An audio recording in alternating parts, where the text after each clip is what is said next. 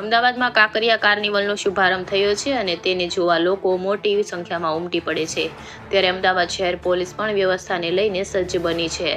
લોકોના હિતાર્થે સજ્જ પોલીસના એક્શન પ્લાન અંગે કોમલબેન વ્યાસ ડીસીપી કંટ્રોલ દ્વારા આ અંગે જાણકારી મીડિયા સમક્ષ આપવામાં આવી હતી. રંજીવ રાજપૂત, અમદાવાદ.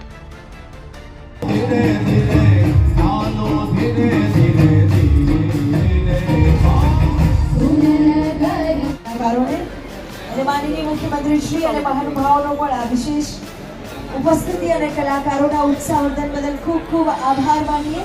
મંચ પર સાદર આમંત્રિત કરીએ મુખ્યમંત્રી શ્રી અને મહાનુભાવોને.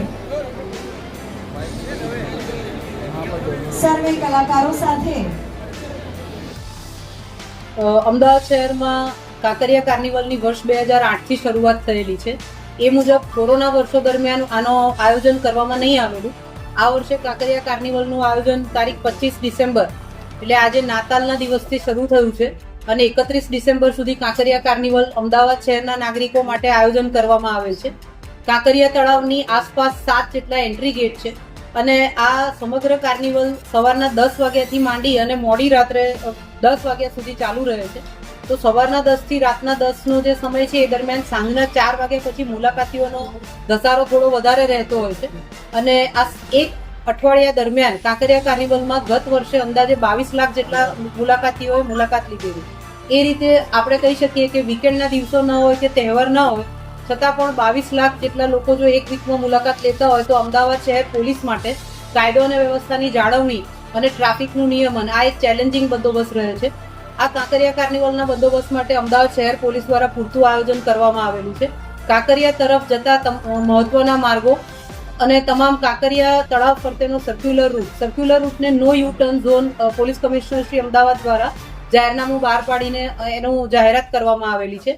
એ સાથે કાંકરિયા તરફ આવતા શહેરના અલગ અલગ વિસ્તારો ભૈરવનાથ રોડ છે, રાયપુર દરવાજા છે, આ તમામ વિસ્તારોથી કાંકરિયા તરફ જતા જે માર્ગો છે ત્યાં પાર્કિંગના પ્રશ્નો ન થાય, નાગરિકોના એક જ સમયે જવા માટે ધસારાના કારણે ટ્રાફિકના પ્રશ્નો ન થાય એના માટે શહેર પોલીસના ટ્રાફિક પોલીસ, ટીઆરબી, હોમગાર્ડ અને સાથે શહેર પોલીસના અધિકારી કર્મચારીઓ તમામ બંદોબસ્તમાં 3 શિફ્ટમાં ફરજ બજાવશે.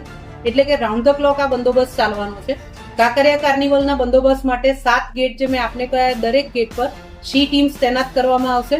એની સાથે મુલાકાતીઓ જે આવતા હોય છે એનું પ્રોપર ચેકિંગ અને ફ્રિસ્કિંગ થઈ શકે એના માટે તમામ ગેટ પર ડીએફએમડી, એચએચએમડી, બીડીડીએસની ટીમ્સ સાથે બેગેજ સ્કેનરની પણ વ્યવસ્થા કરવામાં આવેલી છે. સીસીટીવી કેમેરા સર્વેલન્સ દ્વારા પણ સતત આ જે નાગરિકો એકત્રિત થશે ત્યાં વોચ રાખવામાં આવશે.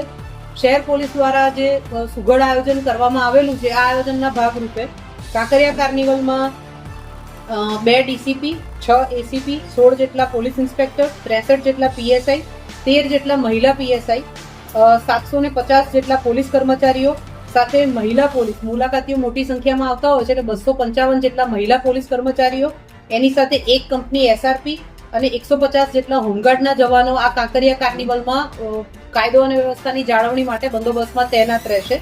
એની સાથે watch towers, BDDS teams, baggage scanner, DFMD, HHMD આ તમામનો કાંકરિયા કાર્નિવલમાં ઉપયોગ કરવામાં આવનાર છે.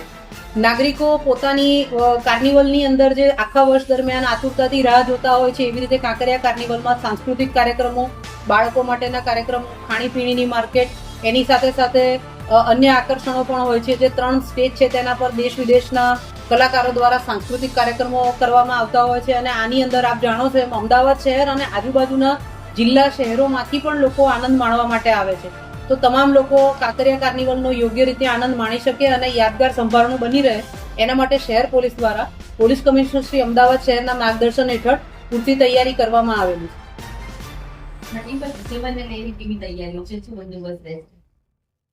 એક જ મિનિટ, આમાં બોડી 1 મેં